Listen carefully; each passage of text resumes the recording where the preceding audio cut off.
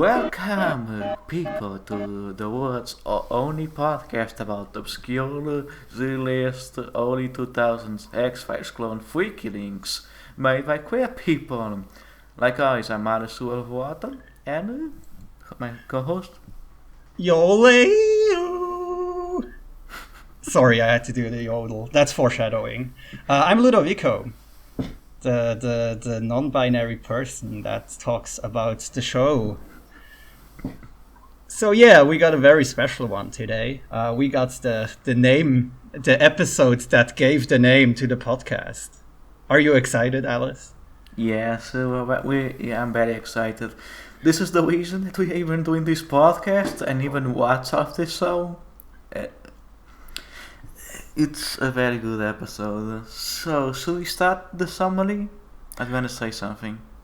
Yeah. The episode starts in media res, with Jason, Derek and Chloe in a trailer somewhere in Texas. Derek and Jason are arguing over a videotape, then Chloe gets attacked by some kind of tentacle.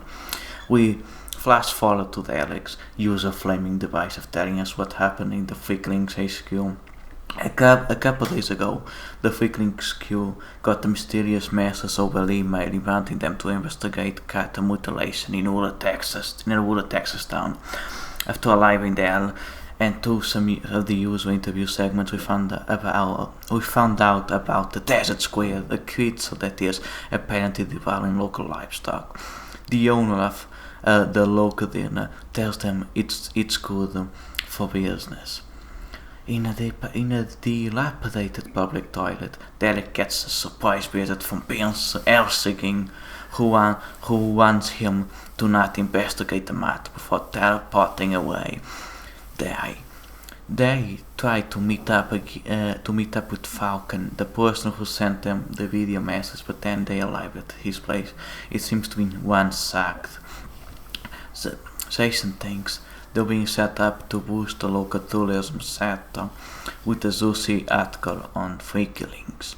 Before Derek almost gets run over by an RV, they seize the vehicle, but instead they run over something and discover it's a giant tentacle, which they take with them to a motel. In the motel room, the tentacle comes alive and escapes before they get surprised by Falcon, who was the driver of the RV. He almost runs Derek over because he thought he worked for DeSanto, a multinational government that he says is the reason there is a desert squid. You almost went into like ASMR territory there. Yeah. We are ASMR Freaklings hours. Okay. He used to work for them before he one day discovered he was dumping bodies for them, which made him quit and change his identity. Now he's trying to get the Freaklings crew to expose DeSanto for him, but Derek says they need more evidence. They return to the diner and discover it's abandoned before they almost get blown up by explosive device left behind to kill them. Instead, the meat locker they were in was an elevator to a secret lab, where they discover the diner owner's dog and a videotape from DeSanto with Vince Elsing on it. They take it and the dog back to Falcon's RV, where we catch up with the intro sequence where Chloe gets attacked by the desert squid. Falcon cuts off the tentacle and the desert squid lets Chloe go, upon which the Freaklings crew decides to return to HQ. We then catch up with the framing device of Derek telling us what happened, revealing Chloe is okay. They then get attacked by the Santo agents which want to kill them, but in the last second the desert squid attacks them, which turns out to be the diner owner Joe, who DeSanto did medical experiments on, which gave him a regenerating tentacle arm. He followed them back all the way to get his dog back, which they found in the underground lab. We end with Joe opening a new diner in a different town called Desert Squid Diner. What such a good episode. Incredible television. Like, I can't even begin to tell what the praises I have for this one. We have to understand things because, for people that haven't listened to the pod, Some of us may thought that we're still doing a bit of a Lonic loving of the show. This is genuinely a very good episode of TV, honestly. This is good, Yeah. actually. We used to watch these in like a Discord call in a group chat together with some people. And when we got to this one, like the whole chat went wild because it's just such an amazing episode. Just started with the premise of like a squid in the desert, and then the result of it is even wilder than if there was just like an actual squid in the desert. Yeah, like the reason why I even got interested in Freaky Links is because, like, in that Discord can, we all watching the first couple episodes and people like, this seems interesting. Then I looked up the episode titles and then I found out this episode whose title is Desert Squid, Fatal Meat. And then I was just like, I got so interested. I was like, okay, time to wait for the Desert Squid. I'm gonna have to see what the heck this is. And it doesn't disappoint, honestly. Like, I guess we should start talking about why this episode works. So the first part of this is like a very like, it's very like playing with the idea with the user thing like the horror shows do. Is like, wow, the main characters look like they're gonna die, you're gonna be attacked. What's happening? Yeah, we have that in media res opening where it just starts in the middle of the story. Yeah, and then we flash back to Derek telling us. And honestly, I think what makes this episode very interesting is there is a perfect balance of comedy and like genuine horror in it. Yes, totally. It mixes the elements better than any episode before it.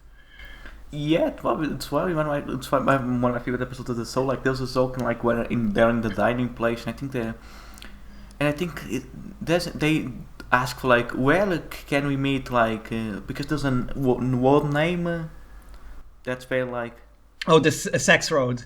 yeah, that's like where you can go to sex road, and just they repeat it over 3 times and everybody just gets confused.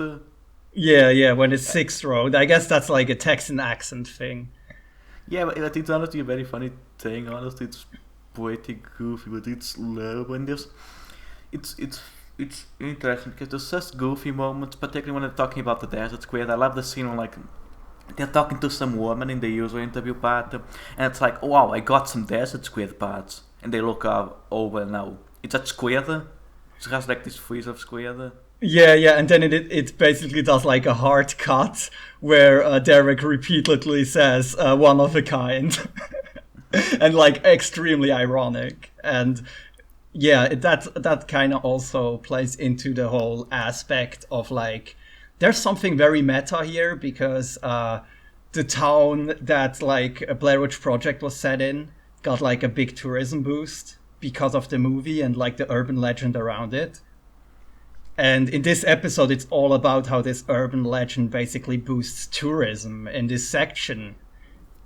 And it's very interesting to like investigate the parallels with the makers who are like Haxon Studios, who basically saw this process happen in real time. Yeah, it's interesting because of course there's also the history of like people sometimes just like supernatural tourism. People go to towns to like hunt Bigfoot. Or just places like, oh, here's where the aliens are. And yeah, like, it basically takes a very real concept and then exaggerates it to a degree that's like incredibly funny. Like it's intense because like once you go to the town, the episode is just winning me already because there's so many funny moments, interactions that's weirdos going, yeah, the Desert Squid, it killed my heart, and also it's the here buy me buy some of my things. Yeah, there's also a running gag of chupacabras and aliens as the explanation for anything that's not the Desert Squid in this episode. It comes up like 4 times, so it's like a running gag. Yeah, and it's honestly, it has this very funny moments. I love the stuff with the dining place. Because at first, the episode's already going, I wonder what's happening here, because are we gonna see the Desert Squid or not? Because it's still going very jokey, like a bit like the dinosaur episode, but even more taking that. I think it does a better job at like convincing the audience even that they become unsure if it's a hoax or not. Yeah, Like because in a lot of the other ones, we're pretty sure that we're gonna see a thing at the end. But with this one, like they really blur the line, so you're not very sure what the hell is going on. and I think what makes this episode so sweet compared to like the dinosaur episodes, like I actually felt a bit for like the like that scene in like the bathroom where he's fighting with Helsing. It's honestly kind of intense. Yeah, there's like the whole dead brother trauma that comes up, and like for the rest of the episode, they directed the actor to like act irrationally and be like emotionally way too invested in this case because Derek knows that like something that has to do with his brother is involved in this story. So this is basically the second real lore episode we get. Yeah, And spoilers, it's the last real lore episode we get. yeah. We will talk more about the law and about that much a bit more, but I just want to show you in particular about this part. I really love the part where like Derek is like in the house of the guy that caught them, and just he's just freaking out, like Zeno and freaking out, and that's a very good moment because like even the rest of the cast is going, "What the heck is happening? What the heck is happening? Why are you like this?" And it's like we don't normally see Derek like this, and it's honestly a pretty intense moment because he's just like freaking out over like the guy not being there. Yeah, because he's like so invested because he wants to know what happened to his brother and what the fuck is going on with this Elzing guy who can teleport in and out of places. Yeah, I also think it combines it because like I think before or after there's that scene of like that them sneaking the squid part to like their hotel room. That's incredible. Like that's a almost Evil Dead shenanigan scene when the tentacle comes alive after that. Yeah, it's like it's really funny because like it's very like it honestly yeah, reminds me of like Evil Dead because like that's there's this very dark comedy sense because like they're sneaking like these monsters like tentacle to a hotel room and have to pretend what it is and then it's alive. Yeah. It's pretty funny. The episode generally does a very good job with like setup and payoff in this. Like at the start, we immediately set up tension by showing the scene where Chloe gets attacked, and that tension only gets paid off in the last like 10 minutes when we find out in the recap from Derek that Chloe is actually okay. Before that, the entire episode, we don't know what's going to happen to her. So they do that very well, and they even foreshadow a bit the Desert Squid reveal by having the dog be in the lab and there being a bed, so someone like it looks like someone is living there. So you can kind of connect the dots when you look at like the diner owner only has one arm. They find the dog in the lab. And all these stuff like he does burgers and there's like cows that disappear and he later mentions that he kills the cows to make burgers. Yeah, it's great. I just love it because like that's the thing. It's very much I really love how clever it is. Honestly, It's a very well written, clever episode. I realized that on second rewatch again. Yeah. yeah, it's just like it sets up really well the things the beat even just how it's beat from like going to the weird town to talking dinosaur to the lore to just them running over the desert squid's armor. It's very good beat for beat. It's incredibly consistent, fast writing, and like in like 40 minutes. So it's like some writers don't particularly know how to juggle that thing of like telling one story even like 40 minutes. So Yeah. it's for beat very good, and like I would say it actually looks very good. Like not the TV whip because we're often sad for the good TV whips Yeah. are no freaking links, but it's sort really interesting, particularly like the stuff like Derek telling the story. It's kind of moody, atmospheric, honestly. Yeah, it balances the atmosphere so great with like the comedic bits and the mystery. Like it really draws you in the story of this episode. You really want to know what's going on, and then when they introduce the Santo, you start to see like the bigger picture of what maybe this show could have looked like in the second or third season. Yeah, That's incredible. Like we'll talk about the law like, but before that, I just want to say I love just the ending. The ending is amazing. It's the best whole ending I've ever seen in a piece of media, honestly. yeah. because like you talked about the desert squid, like we found out about the law and everything, and then we just found out about what happened. But I just love it because it's just so. It feels so not fuck you, but it feels so astonishing, amazing in how honestly kind of clever it is. This might be the closest they ever got to being like X-Files. In terms of like mixing the comedic bits of like conspiracy theories with like the mysterious atmospheric bits of the whole thing. Yeah, because like we like I think what's fine is because we finally engaged in the not engaged, but we're finally like this episode setting up big things like the Santo and like the backstory of the desert squid and then it all comes back like the Santo, like the desert squid, it all and the Westland Donna, it all comes back into this moment because he just shows up. So the desert squid, and it's like the people think he's gonna kill them. It's like, no, can I have my dog? Yeah, it's And such then, a good,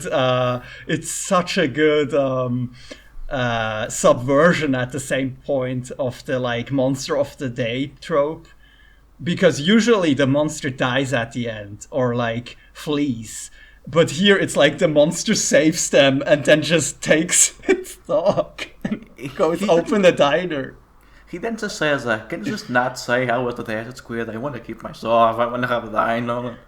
Yeah, it's actually like humanizing the monster. This is basically the Shape of Water. Yeah, this is this Guillermo del Toro stole from Freaky Links. This should have gotten like a Golden Globe. I'm just saying. Also, like what I really want to point out here also is the way they work with the time jumps is like it's almost Tarantino-esque.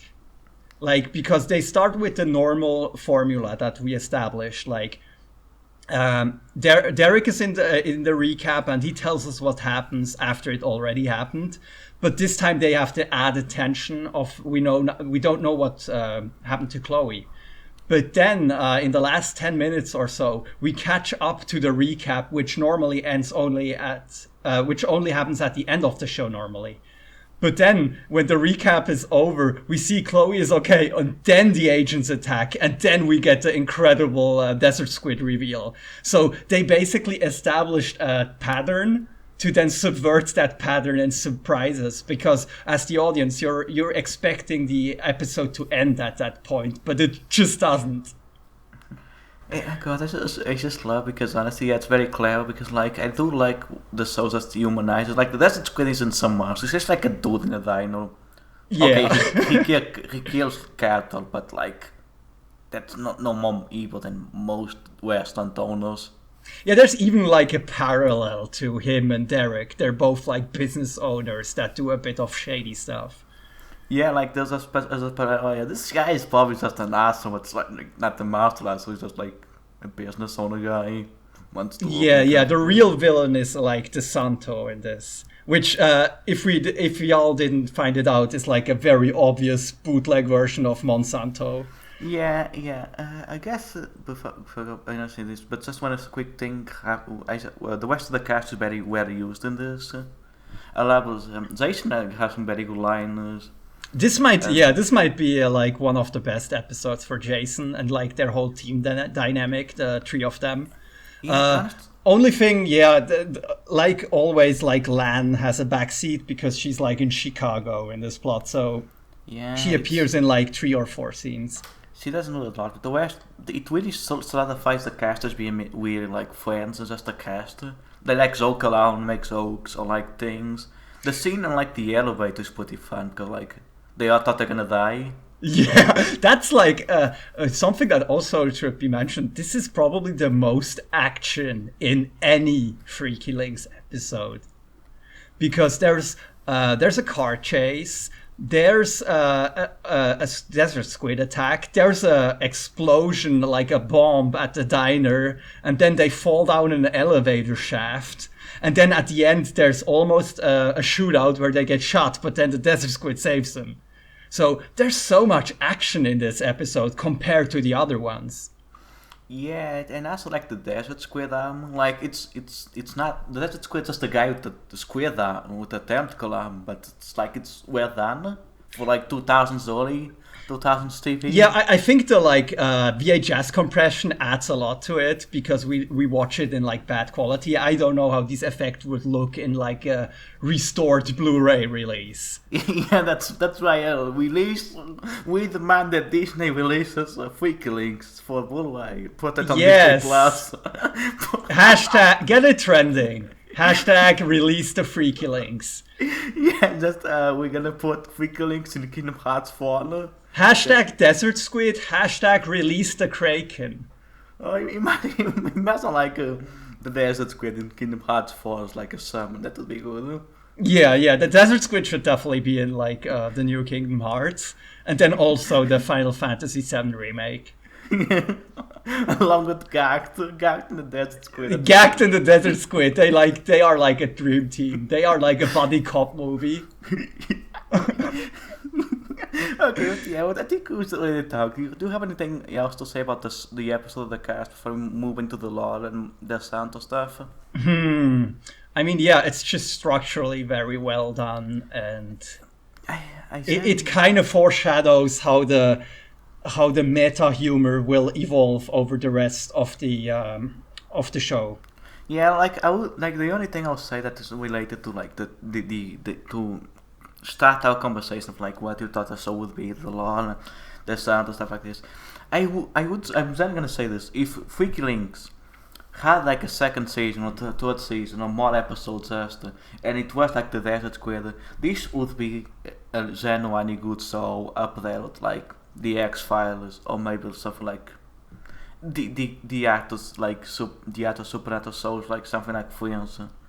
Yeah. This could eclipse Supernatural, the show, if it had time for more seasons. It's a genuine, like I like Supernatural TV shows. I watch a lot of them, and I'll say that the Desert Squid episode is one of my favorite episodes of like just any Supernatural TV show, animated or not, live action, animated or not, or anything. It's genuinely a good episode of TV. And it shows my love of like this type of weird genre television, because even in the most schlocky things, there's people making very talented things. Yeah, definitely. Okay. Yeah, so it kind of makes it all the more sad that they foreshadow so much future stuff in this one that we'll never get to see. Okay, so where do we want to start? Like the Alex Watt or the Santo? Yeah, it's all connected, I guess. So I think we're gonna do a bit of theorizing, but let's try to talk first about the things the episode actually states. Yeah. And it's that the guy who was involved with Derek's brother, Vince Elsing, actually worked for the Santo, and then that they tried to develop stuff that can like mutate your body. They basically experimented with like gene manipulation and all that stuff. Quick thing, would I do what if like Helsing is like a quick play on like Helsing? Like, yeah, we talked about this before because his first name is also Vince, which is similar to Van. I think it's probably just a reference. Like the Freaky Links has a lot of reference to horror media. I think it's like because like honestly, it's kind of clever if it is because like you get it like Helsing is a monster hunter, but this one is making monsters. Yeah, it's the irony because we find out that he might have to work for the villains, and they also kind of imply that DeSanto was involved in whatever killed Derek's brother. So what I think they're setting up is that in a future season we would see more of DeSanto and would find out why they killed Derek's brother or why he died, and they would become like the main villain of the show, maybe for a season or two. Yeah, like I think Freaky Links, from what I understand, like there's only like one episode. There's technically two. We're gonna talk about it next time. It's not really a lot of episode, but like what Freaky Links seems to set up in this episode is like because there's ways to do shows that have episodics and like lot episodes. There's stuff like X-Files that separates them in like mythology and like just standalone stuff, and then there's stuff that more mixes that stuff. And I think my idea was like we would start to see more like the Santo monsters, creatures as like somewhat standalone, and then we get basically to set up that as the main thing of the show, as like them fighting. because we don't get to see any more DeSanto stuff in the rest of the season. So I don't know if it would have come back later, or why they don't do more with it, because what they imply is like DeSanto is now looking for them. And Yeah, you would like think like a big multinational conglomerate wouldn't take time for them to like do their little Bigfoot hunts and all that stuff in between. yeah, like and of course, like the Santo is very much like, well, it's Monsanto, which is like the biggest like multinational agricultural company. Yeah, And, and and very disliked in like American rural America.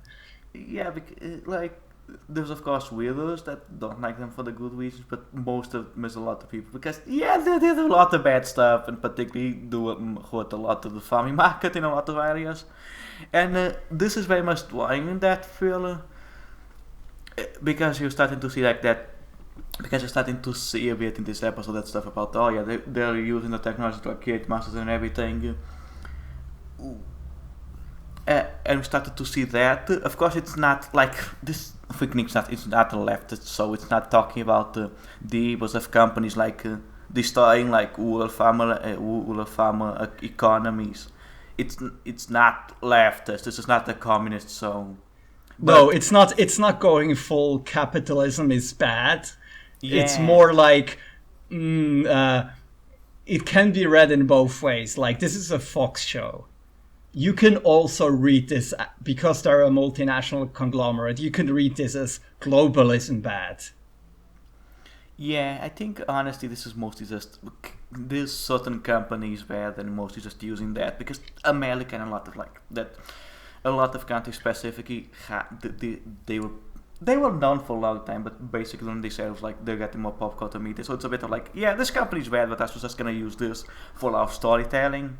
Of like Yeah, I think it's also because it's an appealing villain to have like a multinational company that is trying to like mess with genetics, and like that's what makes it so obvious that they're Monsanto, because Monsanto is like messing with the genetics of plants and seeds and stuff. yeah, it's like and horror itself. A lot of horror TV and a lot of like just horror media does have like since horror dwells upon like a lot of society fears, society anxieties, a lot of like villains or just like there's a lot of horror media that's just like the evil company, like the evil collective of group, not collective, but evil, just entity that's just basically a company.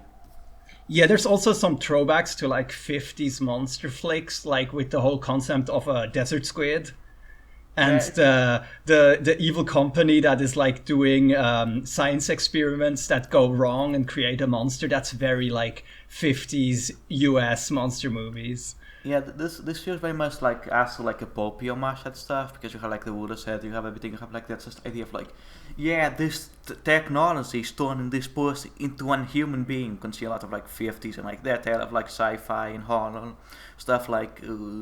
Stuff like God, I can't remember my favorite one. I think that's even just an alien, but it's specific like the one that's like the like ape. I don't the ape with like a sailor. God, like you probably never heard of this, Luda. I don't think so, no. I probably just saw it too, you know, these days. But yeah, it was a lot from that idea of like science creating the monster. With in like the 50s was also tied with some anxieties and stuff, and also just popeness in general. Yeah, yeah. It has a lot to dissect interesting. I think the stuff like I was mentioning, I don't think this is a communist show, but I do have to say for like a show of this era to like frame the villain like in a way that's pretty blunt. They just don't say the name. It's like it's pretty interesting. Like to do parallels in terms of tone, like you could theoretically work this into the same universe than like Control and Alan Wake. Where it's this like cheeky corporate parody that's also about supernatural shit that's trying to like destroy humanity. So it has that tone of like pulpy but also mysterious. Yeah, I think it's a good thing. I think I think it's acetized why because like it was a lot because I do like a lot of that type of media. I like Alan Wake, I like Controller, and I think Freaklings at its best, it's like those things. It's very like it's pulp, it's honest, it's making fun of itself, but also just incredibly sincerely. You Yeah. can tell in this episode that people are just having a lot of fun. Yeah, yeah. You can tell that like the chemistry between the actors has improved a lot since like the first episode, and also that removing Ayer was like a very good idea because it improves the overall tone so much. Yeah, The Ayer episode compared to this is so self-serious. There's like yeah, or almost Goyle. sorry, Goyer. I thought for some Yeah, reason yeah. I was was like, I'm who's mixing Ayer? the white man up again. The white man. But the Goyer episode is so self-serious compared to this one that like has this levity, but also keeps the mystery alive. Yeah, yeah. You can see it being like big feelings and starting to see what you like because you can see after you move Goyle, instead of trying to be like a serious prestige drama, it's just a goofy, lovable show that sometimes is genuinely scary, sometimes genuinely emotional, in a good way. And I guess like. Do you have anything to say else about because we're gonna talk about some other parts, but like, do you have anything else in specific to say about the legally distinct Monsanto? No, I think I got my stuff out, and Yeah, I didn't do enough research to like find parallels between real Monsanto and fake DeSanto. yeah. I think mostly just drawing upon those feels that like collapse feels of like especially because the episode is also like set in like rural Texas, so like of course it was of course a bit it's sulky, but it also puts on those feels of like yeah like how big companies and everything normally steal from like try to control family markets and stuff like that. You can probably just if you want to think deeper, you can take use that as like use like the cattle kill thing. The cattle killing is like a metaphor for something. Though I think it's just a funny joke. Yeah, yeah, yeah. But And it has layers. It's like a ogre. yeah. But yeah, I think the other part, but because of the mod side to say is like Derek's water, which is like the I guess the big important part of this episode. That's For, like, basically the Who Killed Laura Palmer of this show. It's like, mm, why did Derek's brother die? It's the yeah, big question. yeah, and I think from what we've seen, it seems to set up that he possibly worked for Monsanto. Yeah, But that's what not I him. wonder now is, does David Lynch love this show because it never revealed the mystery and he lost that shit? Well, it never revealed the mystery because he's got counsel. Yeah, but maybe that's what he would love about it. Yeah, it's like David Lynch is like, this 6 episodes show that's like never got to an ending. This is my shit.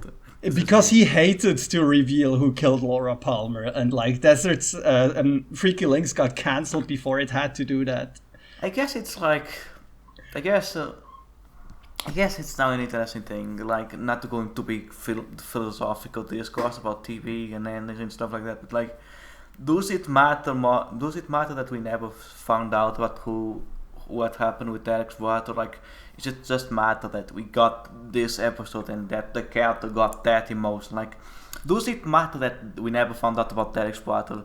Even if Derek in this episode had a very good emotion to that, of course, never a lot of closure, but like, it's more just a bouncing board I'm using, if you get what I'm saying. It's something I think about also like a lot in terms of like the media I consumed as a kid and like the way we watched shows back on when they were on television and not on the internet, where you would like only catch certain parts of the plot and often out of order. And it's a very different experience than watching something from start to end and having all the information in the correct order and not missing anything. Because like, yes, there's stuff lost, there's information lost, but also like often you can gain something in terms of like, yeah, the intriguing nature like of not finding out what happened. And I think that's part of what makes Freaky Links to me so interesting, because it has all that potential of what could have happened, of how the show could have progressed. And that's, to me, way more interesting than a show that has a finished story. Yeah, it's interesting. Like being the person I like, a lot of the media that I consume, not all, but like I like stories that finish endings that are clear about their meaning and stuff like that. But at the same time, it's like a lot of the media I consume never really had an ending. Even now, and honestly, I just think about like, does it matter that I never got these answers, or does it matter that I just had a very good time with these stories? And just even ignoring stuff that got say cancelled. Like I like stuff like you know me, I like stuff. I like detective stories. I like stuff like Below. I like stuff like with stuff about like mystery. I like Mononoke stuff like just here's this guy that just goes to a village to solve supernatural crimes. Yeah. And it's like, does it matter that we never got like the full backstory of like who is this person or like what's their things or like just it matters those moments, those emotions like and those stories I had. If you get what I'm saying again. Yeah, yeah, it goes back all to that like Lynch thing of him hating to reveal mysteries and the concept of like visual media as a form of dream. And like dreams, they don't always have closure. They just end. You just wake up at some point, and it's not always like perfect ending or like end of a narrative. So it's interesting to look at it from like that perspective. Yeah, I think honestly, what works, what I find interesting about the X-Bot is like, I think I just find it so fascinating because like I guess the things like sometimes the thing you think about is more interesting than what would happen. So like I'm just fascinated about what the writers would do with the character, what Freaklings would be if it gets famous, if it got popular in like an alternative universe. But at the same time, like, would it be as fun as these episodes? And I don't know, and that's fine. And I'm Yeah, just curious at this point. yeah. It's funny that we had like one of the most profound talks about like media in the episode about the desert squid.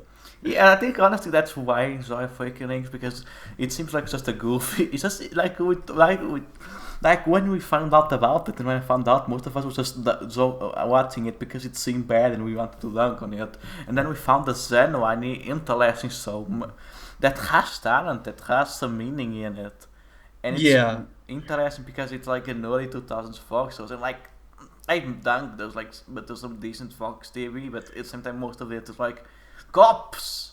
Now they and there's now such it's a like almost lost media feel to it since it was never released on like any physical media, and since it like totally disappeared from the public consciousness.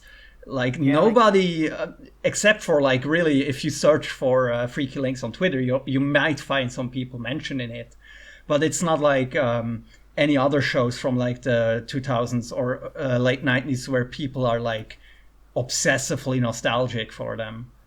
yeah, like I think it's interesting because like when I look up articles for like fake links, I'm like people. I'm always like, well, it's now considered. Sometimes I just found some articles saying it's now considered a cult classic, and it's weird because I don't feel that.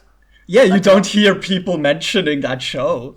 like some articles I found mentioned that it's now cult classic TV show, and I'm like, I would love that, but like there's no big forums, no like if you search on Twitter, it's mostly from like 2 years ago at this point.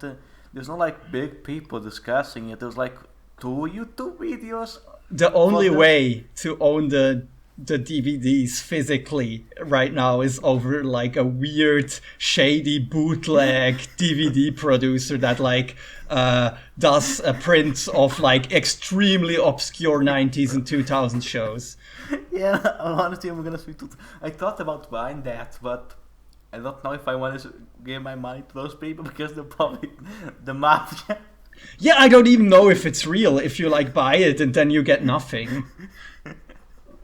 like, like I've been in the internet for since I was 6. I know how to burn DVD, how to burn things into DVDs. I don't need to buy it to some say this person. Yeah, true, true. But yeah, I guess I think that's why I'm trying to say things about text what, but I think what interests is more about just the idea of like what the show would be because the idea he's not really a character really. He's just a plot device, but a good one, honestly. Yeah. It's honestly very well set up. Like Like I don't particularly like the. I've never, even when it's not like problematic, I never like the whole like fan person is but like the supernatural thing, like fam people are doing things because their family members died because it often feels hackney. Yeah, yeah, yeah. But with Freakings honestly, this episode, Derek seemed to actually care about his water in a way that seemed honest, in a way that most, even like seven shows that have 7 seasons and similar ideas can't do. Yeah, maybe it's because this is the first season like that, and they didn't like beat that horse to death. They don't. Yeah. They don't do this every episode. Remind us of like Derek's trauma. It's not like it doesn't actually feel exploitative. Maybe it's that. Yeah, it's not like Supernatural, like the first seasons before it spiraled into its another mess. It was like, wow, their family died, and that mostly about it. Yeah, I remember those early episodes, like talking a lot about like revenge and grief and all that stuff. Yeah. And you can only hold that up so many episodes before it starts feeling not genuine anymore. Yeah, when you're so spies into like an 11 season show that forgets that pretty soon. Yeah. And then into not to go, but like it was used to be Supernatural used to be about like revenge. Then they set up Loki as the main bad guy. Now it was Satan. No, first was Satan, then Loki. What a mess of a show! It had like 5 different plots. But yeah, like I guess the other things, like since we talked about it, took us close. What do we think Ficklings would be if it somehow got like 5 seasons or whatever? No, it's actually like impossible to say that. Like I can see a second season that like builds up the Santo thing, and then a third season that like has the climax of that story where they like expose the Santo and like destroy them from within or some cool shit like that. I think my honesty idea was like, I think honestly I'm gonna try. We're gonna mention this in the bonus episode about the site. We haven't mentioned a lot because we're planning just to do an episode on this for when the podcast ends. The site, the Freaky Link site, has its own stories and whatever. And after the show ended, they started posting stories, like, and I guess what meant to be an ending. And the idea was like the entire Freaky Link skew like went away, but Dalek went still sourcing for his water.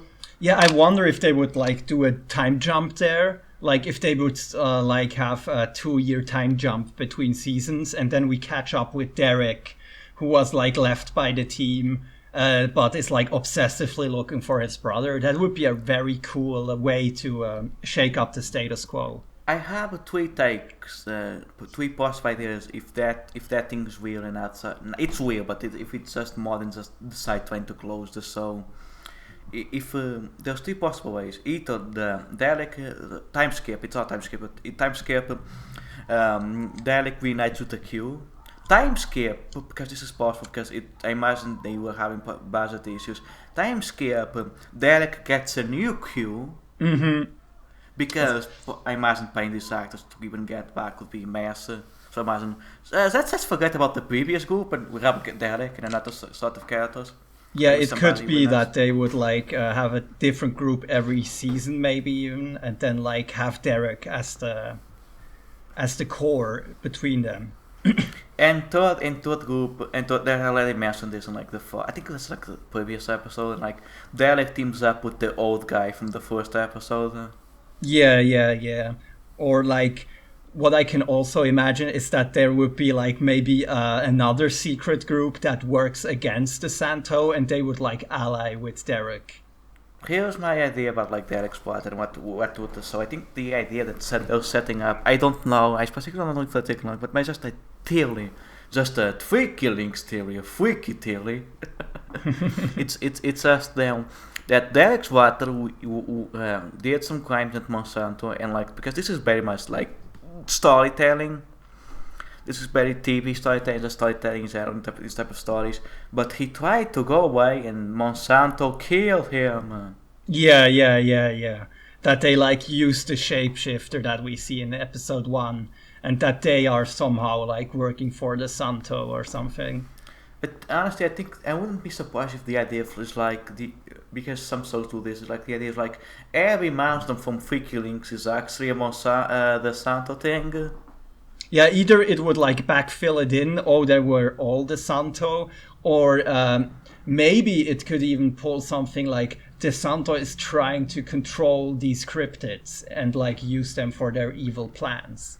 You kind of see that because it's not we mentioned it's not the LOL episode, and I don't believe and I mentioned this, but the other episode was technically like that, like the Habazol one, because like Oh, right, they kinda mentioned the Santo there, right?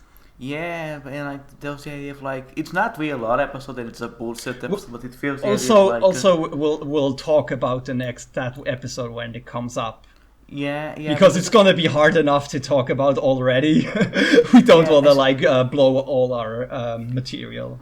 Yeah, I'm just mentioning it because it's kind of the idea there of like maybe Del Santo is just keeping an eye on the supernatural happenings.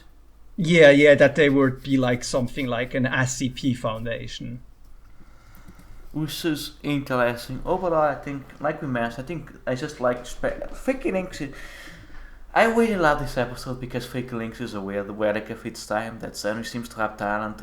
This episode is generally a very funny moment of comedy, of humor, just writing, and that's what I like about the obscure media. Like if people listen to the podcast, are listening to mostly because of me or Ludo, and if most people that also follow Ludo know about me, and like I think people know about me is like I love obscure media, I love weird stuff, I love weird bizarre stuff, and that's why I love stuff like this. I just love this weird relics of their time, of this bizarreness, but they have talent, they have people, and they have and what specifically like council so never had an ending, or media that never had an ending. I just like to think about the boss work because it's interesting. Because you can see so much talent in this thing that was meant to be just a slocky X-Files clone. And I love this. I love this episode because it's a very, very funny comedy episode that also sets up interesting stuff.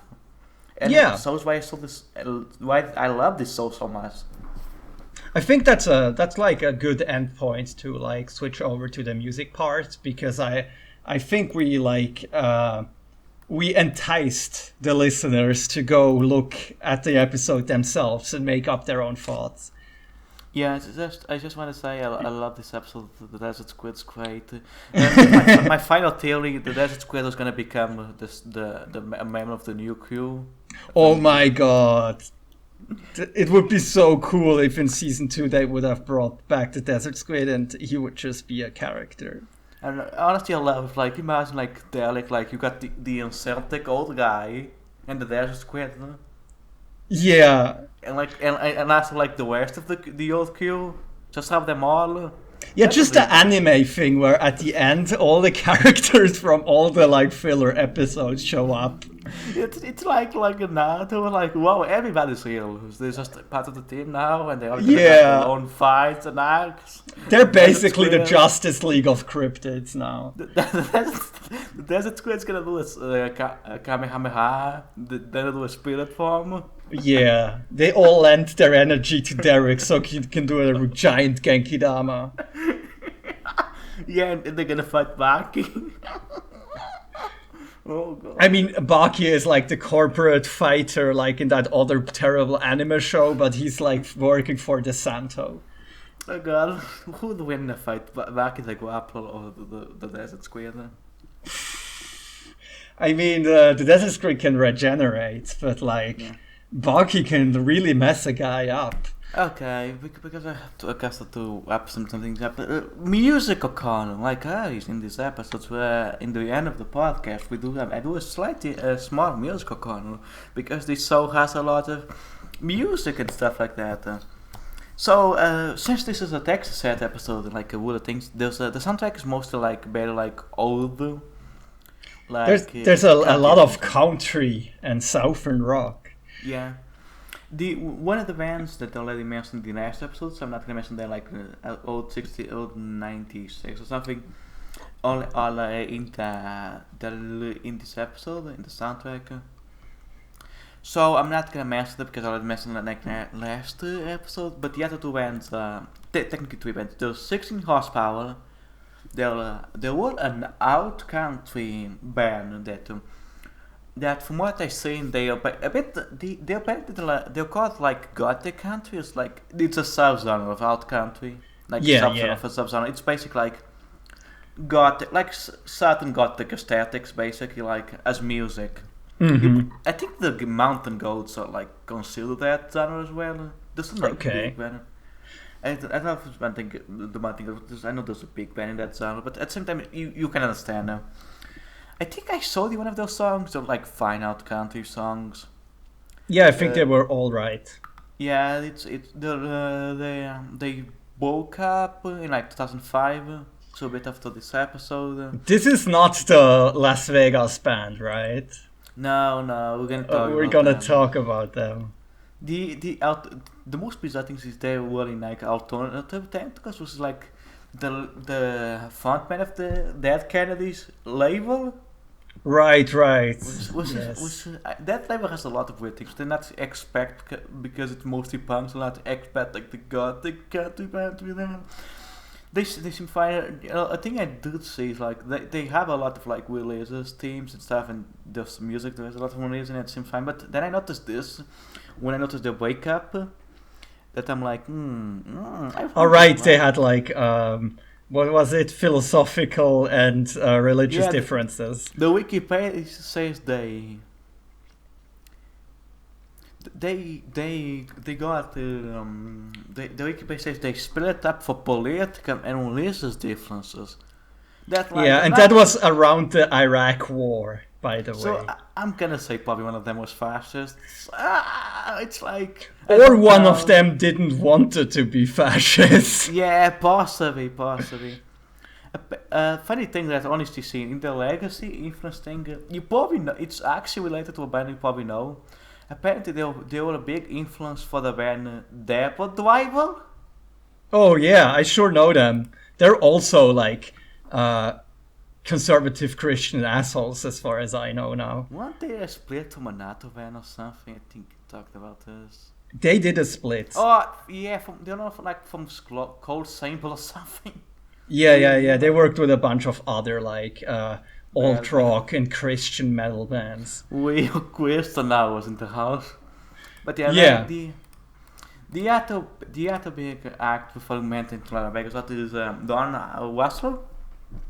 Was looking at the weekend from what I look, seems like very like a country legend. Started as like a woods musician, then became like a model, doing like more country rock and roll versions of country, and was also working as an auditor for the National Guard. He's Texan, right? Yeah. So I don't know if that's like working in one of the parks or something. Like that can mean a lot of things. No, this guy could have been okay. I look his music. His music seems very. His Wikipedia, from what I look, he seems very much, but his music, and from what I understand, seems very much like a fusion of like country music, but very much like rock and like weirdness. He opened for like Johnny Cash in the 90s. Right. He's really like that legend guy.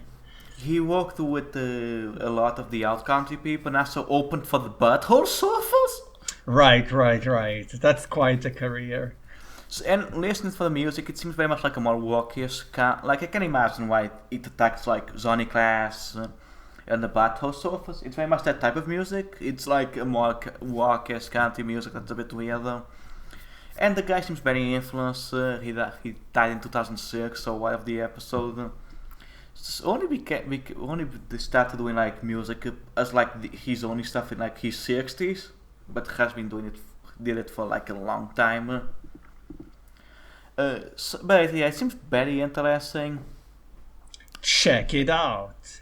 Yeah, I showed you some songs. It's honestly pretty good country. I like it, and I'm not. Yeah, it's pretty alright, like country rock stuff. Do you want to talk about the other band? Automatic Taxi Star. A Taxi Star. So we went on like a bit of a research spree when we were having a talk, and we found out like all the dirty laundry of this group.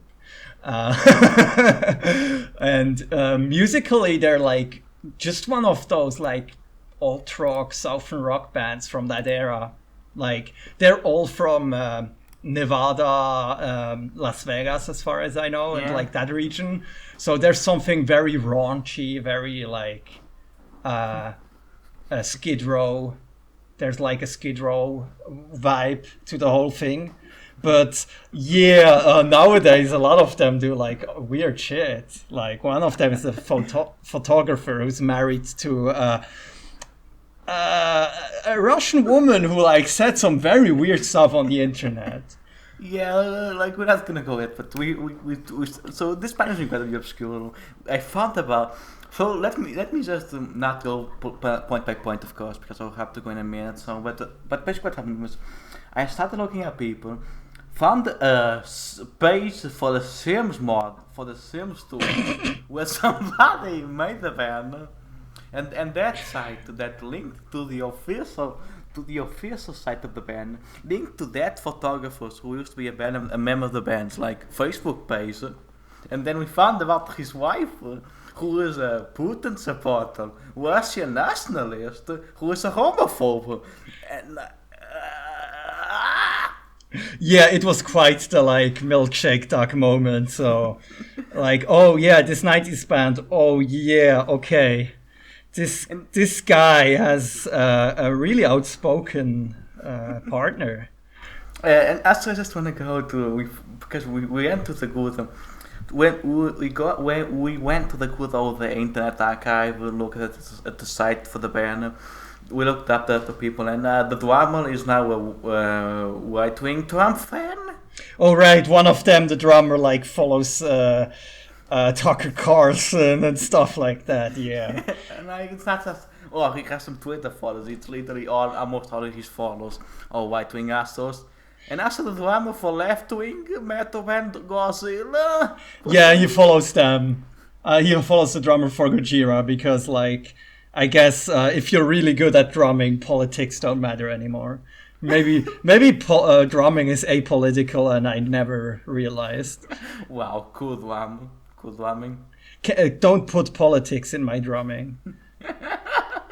This is now my new YouTube channel where I complain about the leftist drummers. The leftists are destroying drumming. I'm sure there's like some Nazi out there believing that. Yeah, I'm pretty sure. But yeah, it was a trip. It was incredible. It honestly closes out this very fun episode because the Desert Squid was the finale, and this was Desert Squid levels of weirdness, honestly. Yeah, that was like a cool rabbit hole to like dig into, like this weird band Taxi Star that we found through the Wayback Machine. But yeah, like I think. Do you want to say anything more, Lulu? You can find me on Twitter at Ludovico_limited. I do speedruns. I do music if it ever gets released. And yeah, that's about it. Enjoy. You can find me at on Twitter, then on like YouTube, Twitter, some use Water. I stream obscure games, talk about media a lot, etc. A bunch of stuff. Like always, thank you everybody that listened to that podcast. Hope you had some fun. Check out the show. Watch the Desert Squid, even just that episode is very good. And the episode, by the way, the episode ends with yodeling. Yeah, it's very good because it's good. Okay, bye. Bye. Don't empty.